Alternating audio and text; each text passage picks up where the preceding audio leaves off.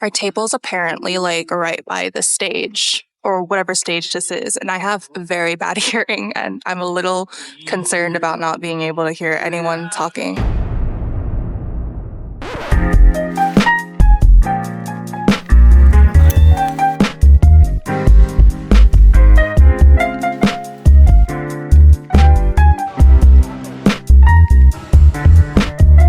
Hello, I'm Mai, and if you don't know who I am, I'm an artist who recently started selling their art full-time. With my art being primarily fan art for anime and series that I enjoy, this also means being more active in the convention scene.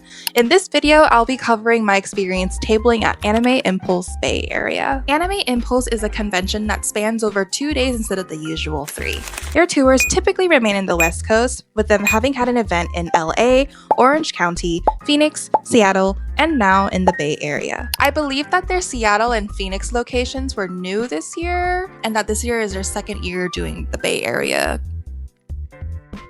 tour. I don't know what happened there. I used to live in SoCal, and I had heard about Anime Impulse here and there, but I never got the chance to table there until now.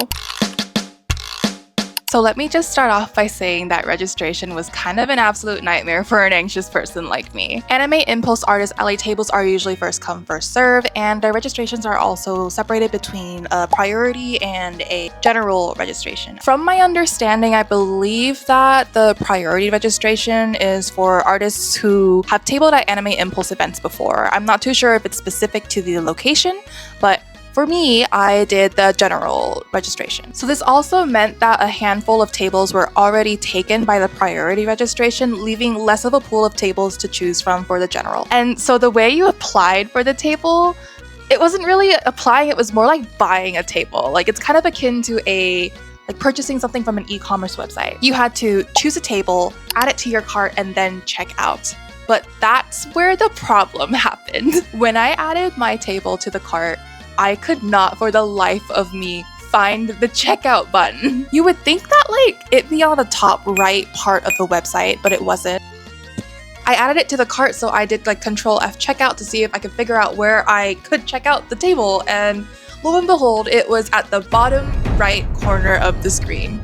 Then I hastily tried to pay for my table, and then I realized that I couldn't because someone else had already paid for the table that I selected. This happened a couple more times until finally I was able to get a table in the back row in the 300s or so. It was so stressful. I don't even know how I was able to get the table. I feel incredibly lucky to have gotten to do it. I am not built for first come, first serve. I remember that day, because I think registration opened in the morning or something. I remember having such a bad stomach ache afterwards. So hopefully this convention will be worth that anxiety stomach ache. We'll see.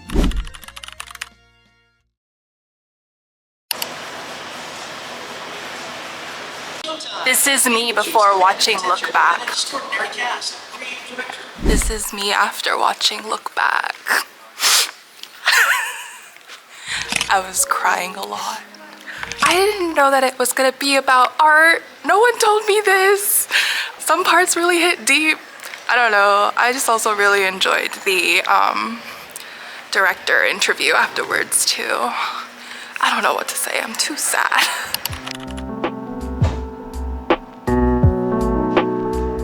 What prepping for a convention means for me is kind of just restocking my convention stock and packing them in their appropriate suitcases.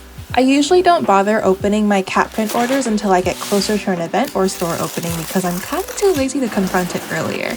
So I'm often organizing the prints I receive in the mail during this time as well. Something I've been thinking about is how I can better manage my stock when it comes to convention stock versus online shop stock.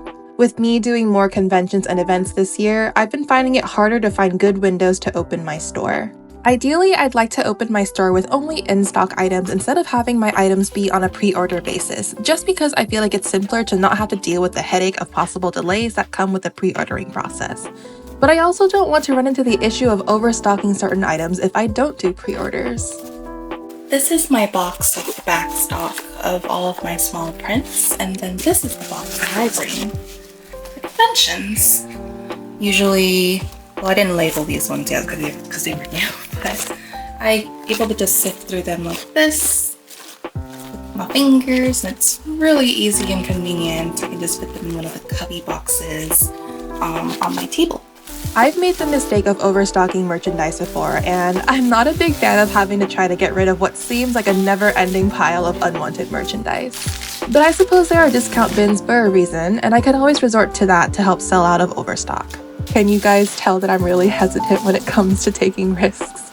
But these kinds of risks are necessary for me to experiment and see what works best for me. So maybe I'll update you guys on that front when I figure out a good balance between simultaneously doing conventions and leaving my online store open.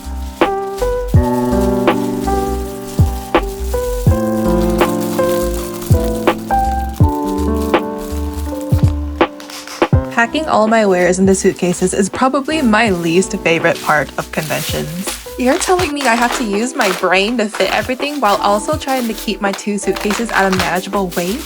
In the end, since I'm not flying with these suitcases, I just made one a lot heavier than the other to save myself some headache.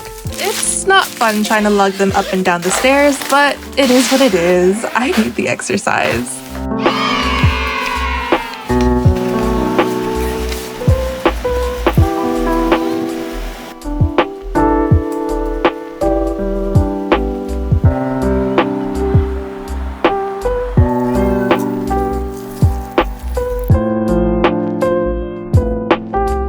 Do this.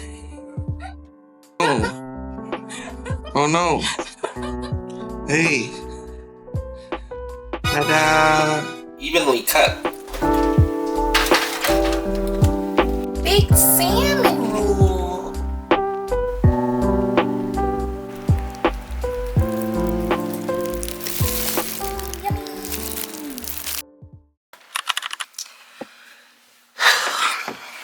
I'm tired. I feel like I say that often whenever I do a vlog, that I'm just tired.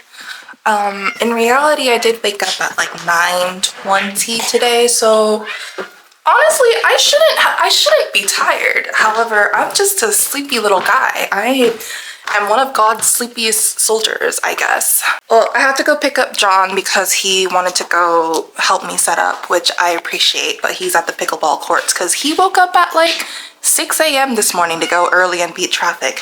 And I'm not built like that. I'm built different. I'm built worse. So I said, no, I'm not doing that. I'm gonna go later to go set up.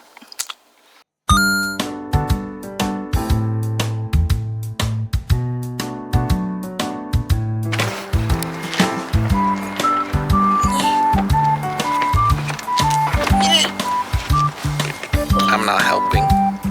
The weather feels nice. Can you carry my water bottle?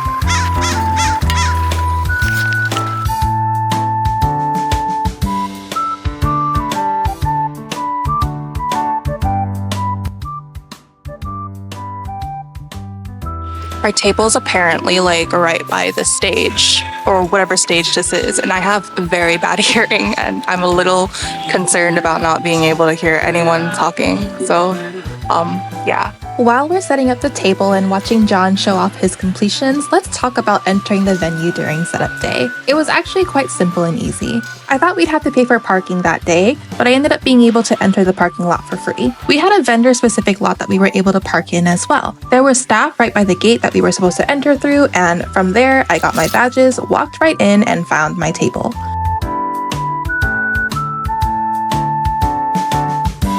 I didn't record myself talking too much in there just because the music was really loud and I didn't want to get copyright striked or whatever.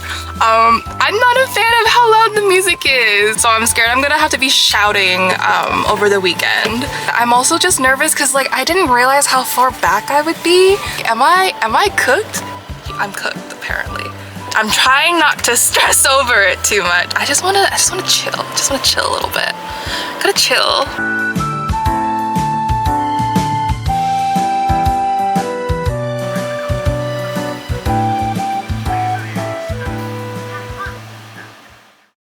I spilled my water in John's trunk and I feel bad.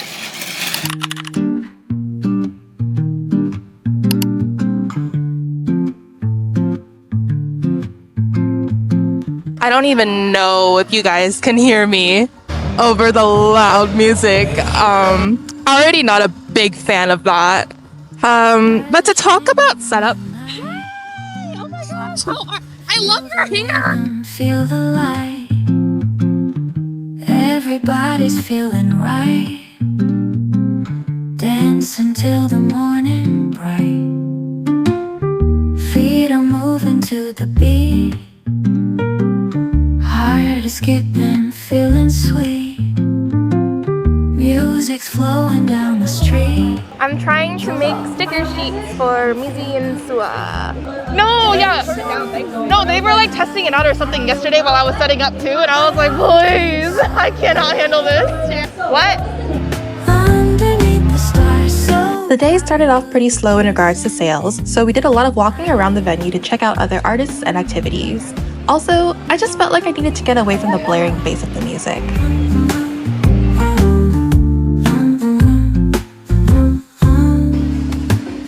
hands are clapping, joy is free. Echoes of our melody. Laughing Hi there, let me know if you have any questions. Dancing under I do have Junpei. shadows twirling. What? It's quiet now, thank God. My head fucking hurts so bad. I'm so tired. Hey Don, what was your favorite part of today? I read manga. You read manga? What manga did you read? I don't know what it's called. Oh, okay. I want to change my answer. My favorite part was spending time with mine.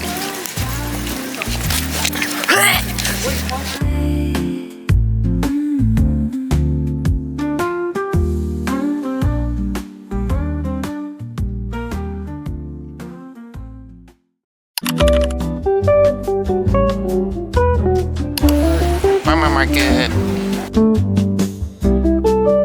We got some pastries, but John went back because he wanted to get something else, so I'm just waiting for him. But while I'm waiting, I want to show you guys this shirt that I got yesterday. I am obsessed with it. I saw it and it was love at first sight. Just knew I had to wear it today.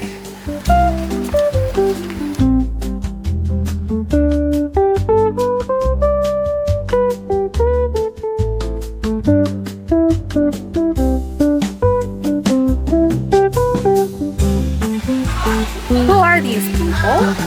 I do feel like they decreased the volume a bit, maybe. I don't know if I'm just trying to be delusional.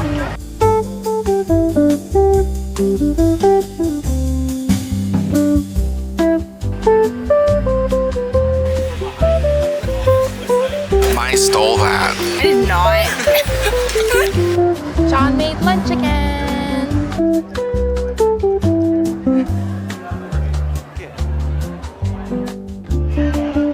It's too bright out here. I don't want to be out here. It's too bright.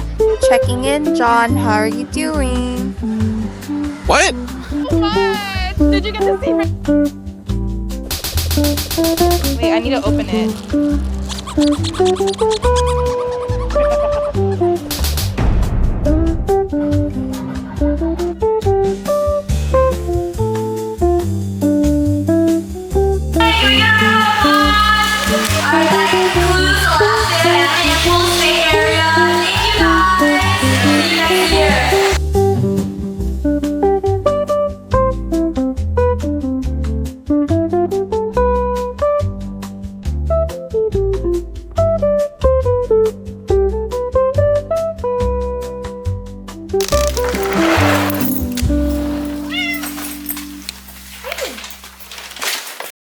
Hello.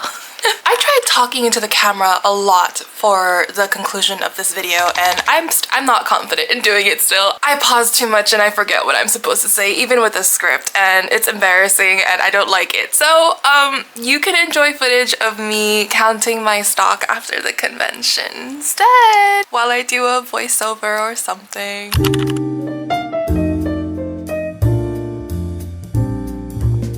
Overall, the event was a success. I wanted to make my expenses back at the very least, which would be like $375 for the table and then $15 for each day of the parking at the convention. So $405 total. I was able to make that back around 2 to 3 p.m. on the first day, so anything from there was profit.